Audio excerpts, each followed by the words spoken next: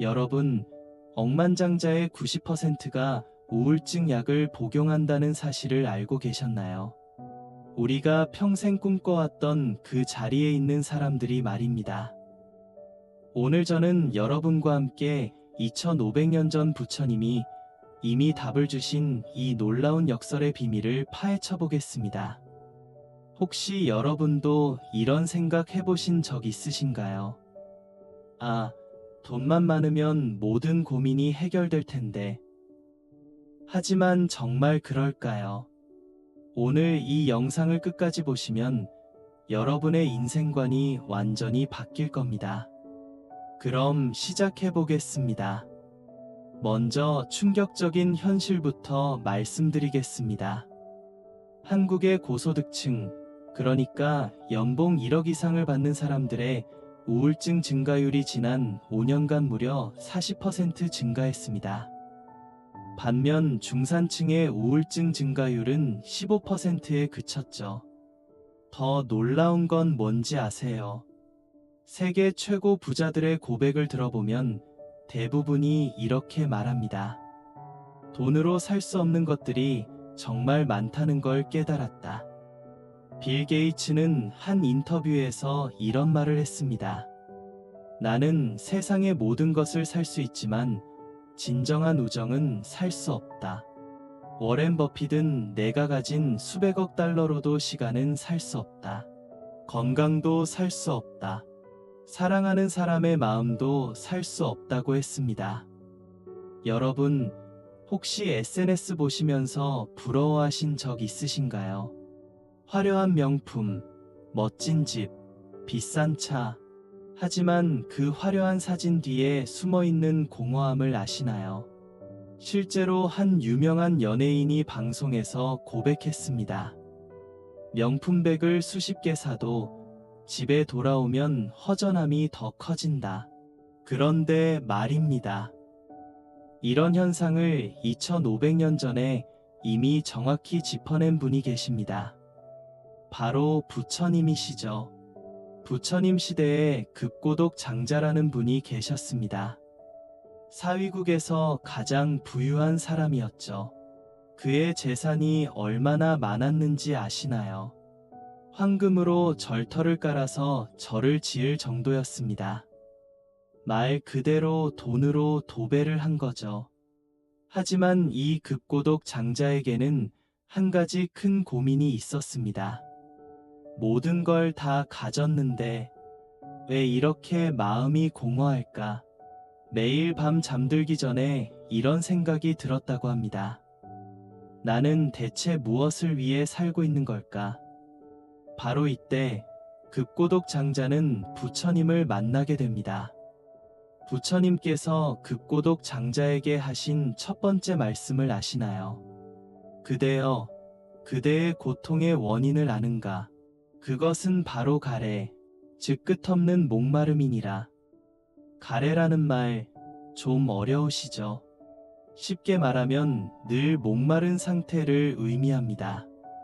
마치 사막에서 목마른 사람이 신기루를 쫓아가듯이 우리는 늘 무언가를 갈구하며 살아가고 있다는 뜻이죠.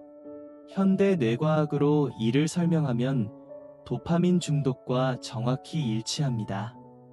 도파민은 얻을 때가 아니라 얻기 직전에 가장 많이 분비됩니다.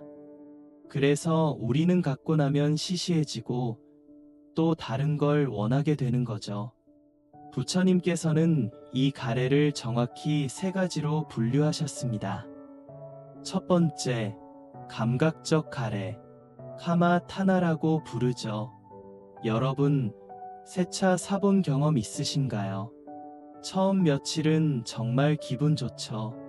새 차 냄새, 깨끗한 내부. 하지만 한 달 지나면 어떻게 되나요? 그냥 이동수단이 되어버립니다. 그리고 더 좋은 차가 눈에 들어오기 시작하죠. 이게 바로 감각적 가래입니다. 물질적 쾌락에 대한 끝없는 갈망이죠.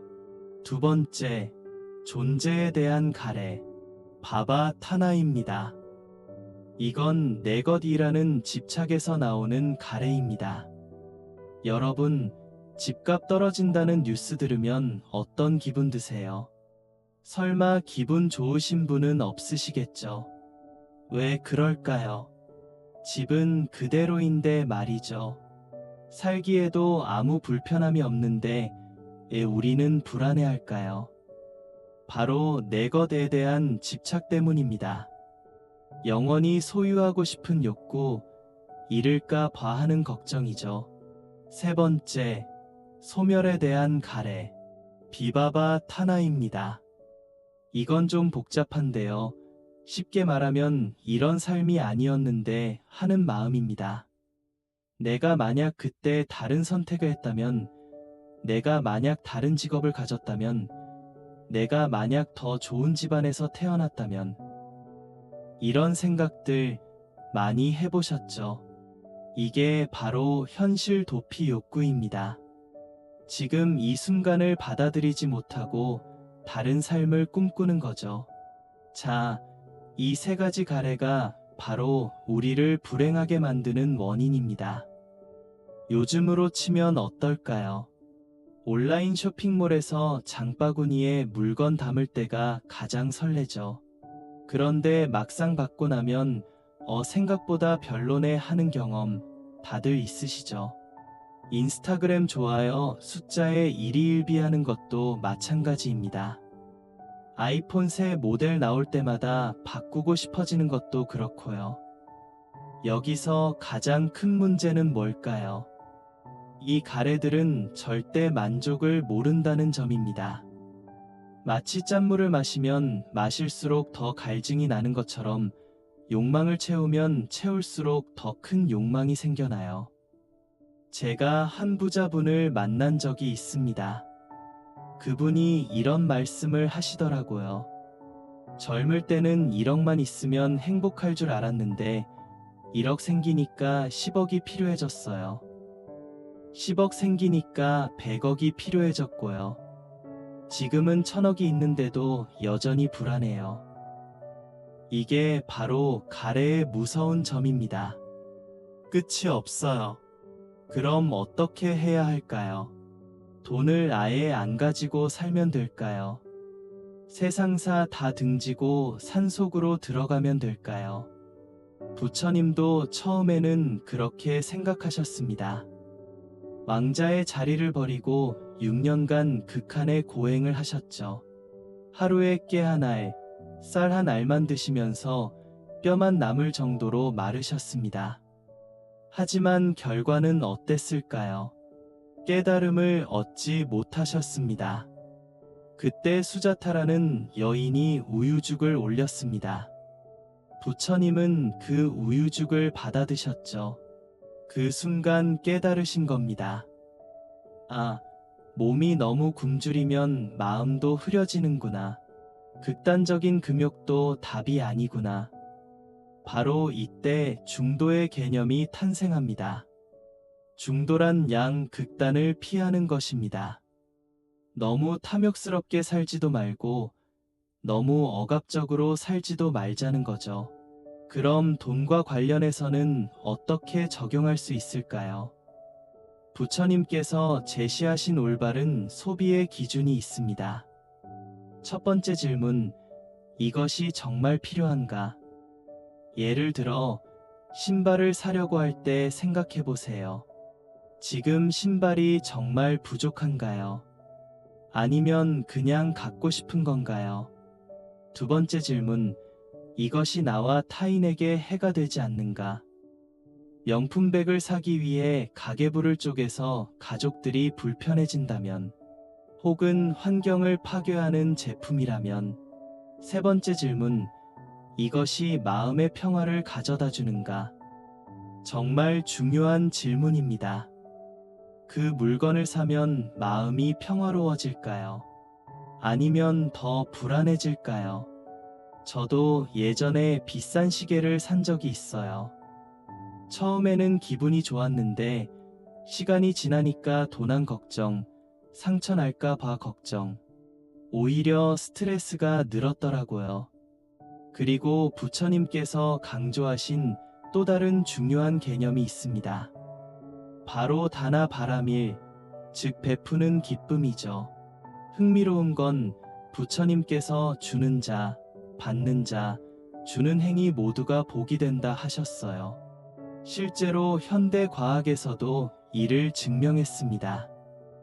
기부나 봉사를 할 때 뇌에서 분비되는 호르몬이 행복 호르몬인 세로토닌과 옥시토신이에요.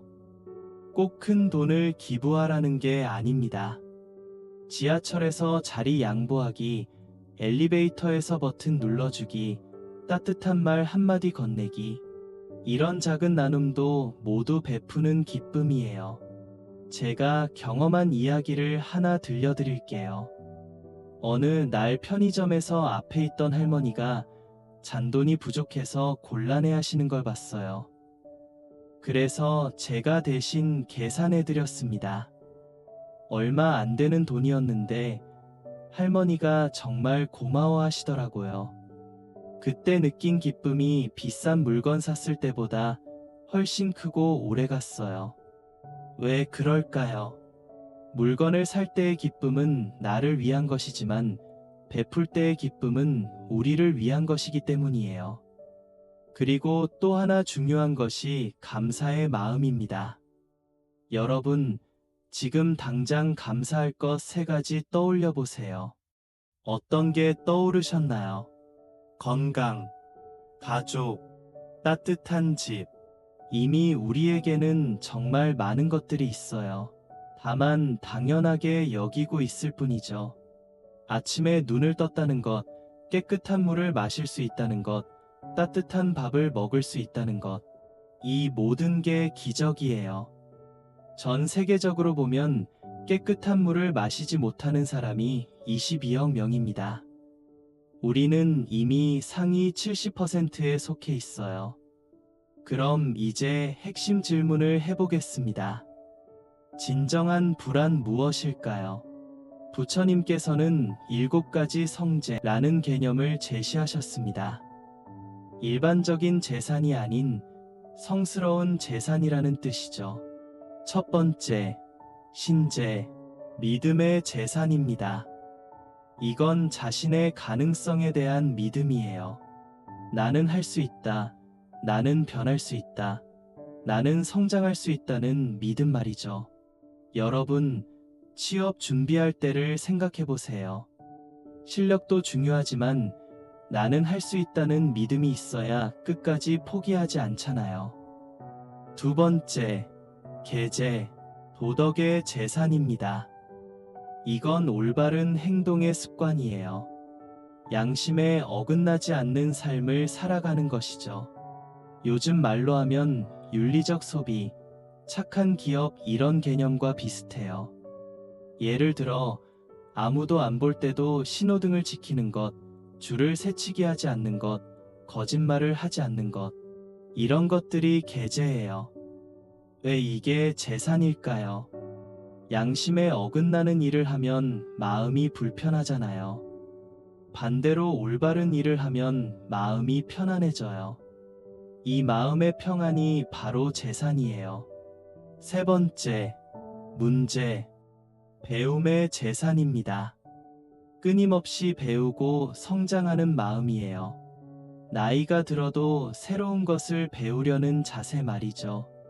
요즘 60대, 70대 분들이 스마트폰 배우고 컴퓨터 배우고 새로운 취미를 시작하시는 걸 보면 정말 멋있지 않나요? 지식과 지혜는 누구도 빼앗아갈 수 없는 재산이에요. 주식은 폭락할 수 있지만 여러분이 배운 것은 절대 사라지지 않아요. 네 번째, 사재, 나눔의 재산입니다. 이게 정말 신기한 개념인데요. 주는 것이 어떻게 재산이 될 수 있을까요? 나누면 나눌수록 더 풍요로워지는 마음을 말해요. 여러분, 누군가에게 도움을 준 경험이 있으시죠? 그때 기분이 어땠나요? 뿌듯하고 행복하지 않았나요? 실제로 기부를 하는 사람들이 더 행복하다는 연구 결과가 많아요. 하버드 대학교 연구에 따르면 자신을 위해 돈을 쓸 때보다 남을 위해 돈을 쓸 때 더 큰 행복감을 느낀다고 해요. 다섯 번째, 지재, 지혜의 재산입니다. 지식과 지혜는 달라요. 지식은 아는 것이고 지혜는 아는 것을 올바르게 사용하는 것이에요. 예를 들어 돈 버는 방법을 아는 것은 지식이에요. 하지만 그 돈을 어떻게 의미 있게 사용할 것인가를 아는 것은 지혜죠. 진정한 지혜는 인생의 우선순위를 아는 것이에요. 무엇이 정말 중요하고 무엇이 그렇지 않은지를 구분하는 능력이죠. 여섯 번째, 참재, 반성의 재산입니다. 자신의 부족함을 아는 겸손함이에요. 나는 아직 모르는 게 많다. 나는 더 성장할 수 있다는 마음가짐이죠. 성공한 사람일수록 겸손해요. 왜냐하면 성공하는 과정에서 자신의 한계를 많이 경험했기 때문이에요. 반대로 조금 잘 되면 자만하는 사람들이 있어요. 그런 사람들은 더 이상 성장하지 못해요. 배우려 하지 않으니까요. 일곱 번째, 괴재, 수치심의 재산입니다. 여기서 수치심이란 건전한 수치심을 말해요. 남에게 부끄럽지 않은 행동을 하려는 마음이죠. 다른 사람이 보지 않아도 올바른 일을 하려는 마음, 사회에 해가 되는 일을 하면 안 된다는 마음이에요. 요즘 말로 하면 사회적 책임감이라고 할 수 있어요. 자, 이 7가지 성재의 공통점이 뭔지 아시나요? 모두 마음에서 나오는 것들이에요. 외부에서 주어지는 게 아니라 내면에서 키워나가는 것들이죠. 그리고 가장 중요한 특징은 이런 거예요. 이 재산들은 나눠도 줄어들지 않아요. 오히려 나눌수록 더 커져요. 지혜를 누군가와 나누면 상대방도 지혜로워지지만 나의 지혜가 줄어들지는 않잖아요. 오히려 설명하는 과정에서 더 깊어지죠. 사랑도 마찬가지예요. 사랑을 줄수록 더 많은 사랑을 받게 되어 있어요. 그럼 이제 현대적 관점에서 진짜 부자의 조건을 정리해 볼까요? 첫 번째, 돈에 얽매이지 않는 자유로운 마음이에요. 돈이 있어도 없어도 마음이 평온한 상태죠. 돈이 있으면 감사하고 없으면 없는 대로 만족하는 마음이에요. 두 번째, 감사할 줄 아는 능력이에요. 매일 아침 일어나서 오늘도 살아있다는 것에 감사할 수 있는 마음이요. 세 번째, 다른 사람과 진정한 관계를 맺는 능력이에요. 돈으로 맺어진 관계가 아니라 진심으로 맺어진 관계를 말해요. 서로를 있는 그대로 받아들이고 진정으로 소통할 수 있는 관계죠. 여러분, 힘들 때 진짜 위로가 되는 사람이 누구인가요? 돈 많은 사람이 아니라 진심으로 내 마음을 이해해주는 사람이잖아요. 네 번째, 내면의 평화와 안정감이에요. 외부 상황이 어떻게 변해도 흔들리지 않는 마음의 중심이 있는 것이죠. 마치 태풍이 불어도 뿌리가 깊은 나무는 쓰러지지 않는 것처럼요. 자, 그럼 이제 가장 중요한 부분입니다. 오늘부터 당장 실천할 수 있는 방법들을 알려드릴게요. 첫 번째, 아침 감사 3분입니다. 매일 아침 눈을 뜨자마자 스마트폰을 보기 전에 3분간 감사할 것들을 떠올려 보세요. 거창한 것이 아니라 정말 작은 것부터요.